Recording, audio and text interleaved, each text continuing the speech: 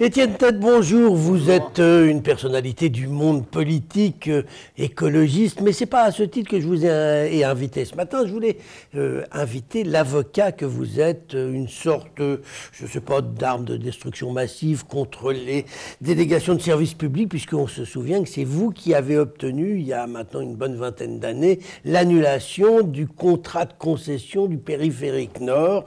Alors aujourd'hui, vous êtes l'avocat de la CNAS, l'association des riverains de l'aéroport de Saint-Exupéry, et vous demandez l'annulation du permis de construire de ce gigantesque entrepôt qui doit voir le jour si votre recours n'aboutit pas, qui doit voir le jour eh bien dans quelques années, 1 an et demi, 2 ans, et qui emploiera, je ne sais plus, 1700 personnes, dit-on. Alors, vous êtes contre l'emploi pour bloquer ce projet ?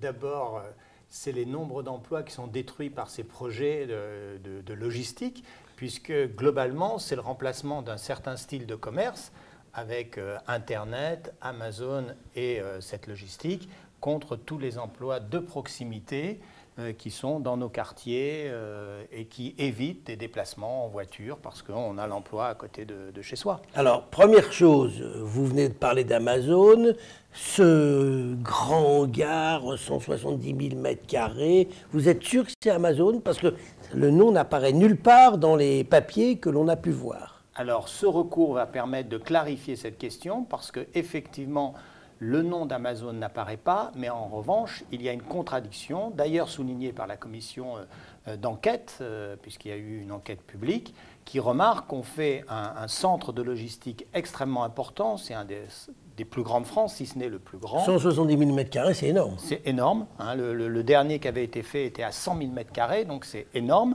à côté d'un aéroport, et ils prétendent, dans le dossier, qu'ils ne se serviront pas du fret aéroportuaire.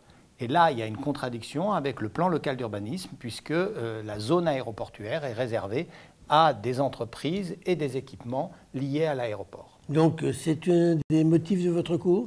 C'est le motif principal qui va nous permettre effectivement d'avoir une clarification, parce qu'évidemment, c'est un enjeu de pollution extrêmement important, pour 2 raisons. Déjà, il y a un transport par camion qui est considérable, des augmentations de 65% du trafic sur certaines voiries.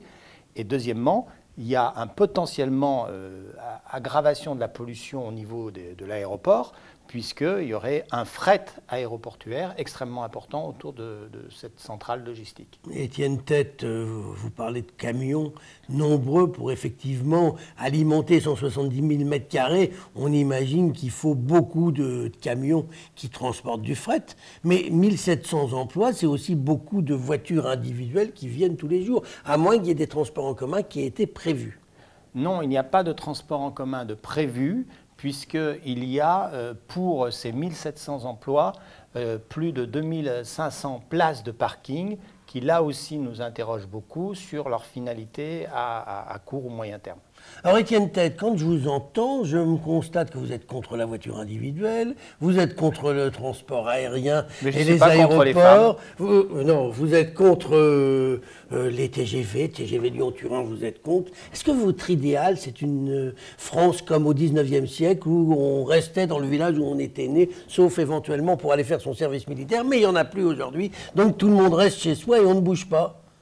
Non, je crois que c'est une caricature. Je pense que d'abord, on voit aujourd'hui, puisque c'est le débat des zones à faible émission à Lyon, on voit aujourd'hui que la ville de Lyon a quand même une part de déplacement en vélo qui est en train de croître, et c'est plutôt une bonne chose. Il faut continuer dans ce sens-là. Oui, mais enfin, bon, pourquoi vous êtes contre le TGV Lyon-Turin? C'est bien ça? On ne va pas faire tout le débat du Lyon-Turin en 1 minute. Mais vous êtes contre, vous êtes d'accord? Bien sûr, et aujourd'hui, la plupart des spécialistes se rallient à notre idée. Et je dirais simplement que nous avons été opposés au canal Rhin-Rhône. Le canal Rhin-Rhône n'a jamais été réalisé et tout le monde en est très content. On était opposés à Superphénix. Superphénix, aujourd'hui, est fermé. Tout le monde en est très content.